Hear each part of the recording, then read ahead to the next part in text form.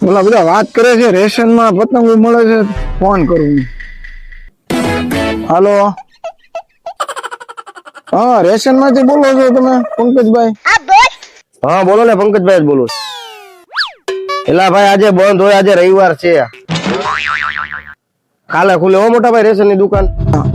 આવીશ કાલે, પણ તમે સભ્ય દીઠ 5-5 પતંગ આપો. અમારે 5 નામ છે, તો મને કાલે હું આવીશ.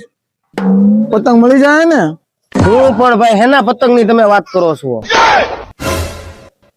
આ રેશન છે અહીંયા, થોડા પતંગ મળે તમને યાર? એટલે ભાઈ અમારા સરપંચે કીધું કે સરપંચ થોડા ખોટું બોલતા હોય. તમે લોકો છે ને દર વખતે ખાઈ જ જાવ છો.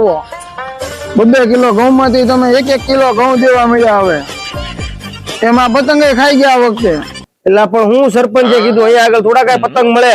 તમે તો કાલે અમારે ભજીયા માંગો તો અમારે શું કઈ કાળી 14 ને દી શું કઈ તમારા બધા ઘરના ભજીયા મોકલાવાના ભાઈ? એ તો ભાઈ તમે ભજીયા ખાઈ ગયા હોય તો એ તો દેવા પડે. આ વખતે પતંગ નું શું છે એ કયો ને ભાઈ, મૂળ વાત. મળશે કે નહીં મળે? તું ભાઈ એક કામ કર મારો ભાઈ, આ વખતે છે ને તું પતંગ લૂંટી આવ, બરાબર છે?